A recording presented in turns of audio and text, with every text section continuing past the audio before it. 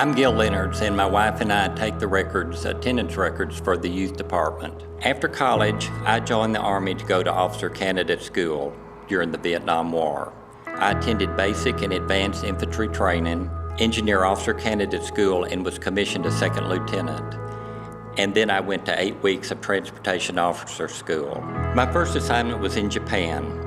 There was an overage of transportation officers in the country, and the commanding officer of the Army arranged with the editor-in-chief of the Pacific Stars and Stripes newspaper in Tokyo for me to serve as an administrative officer for the newspaper. The Pacific Stars and Stripes was a newspaper delivered daily to the armed forces in the Pacific.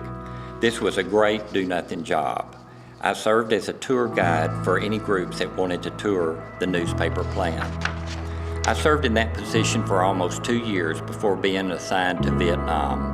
My unit was the 7th Transportation Battalion of the 4th Transportation Command at Long Binh Post located near Saigon. The battalion consisted of several stake and platform trailer companies, a refrigerated trailer company, and 2 tanker companies. The mission of the battalion was to deliver supplies to multiple combat units throughout the southern part of Vietnam. I reported for duty in a war zone without any transportation experience. I was assigned to battalion operations, where I was sent out every day on the battalion's convoys delivering supplies, food, and petroleum products.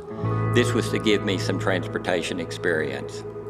I had been there roughly 4 weeks when I was reassigned to one of the tanker companies as a commanding officer.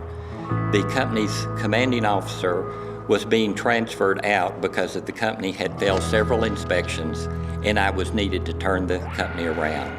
The company was the 538th Transportation Company.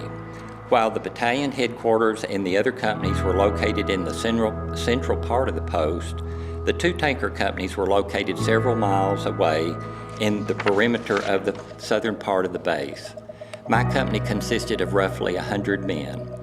We delivered JP4, avgas, gasoline, and diesel fuel, and were called the Orient Express. With my little experience, I dug in and worked hard to turn the company around, and I accomplished that. While I had 4 officers under me, I did not have any close friends.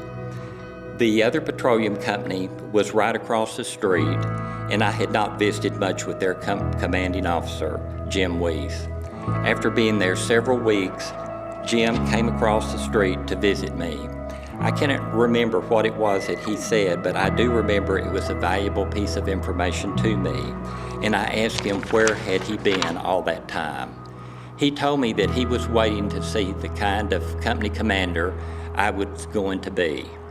He respected me for the job that I had done and was doing, and I appreciated his vote of confidence. It meant a lot to me, and I remember it to this day. And as iron sharpens iron, so one man sharpens another. Proverbs 27:17. Jim and I have stayed in touch for the last 42 years.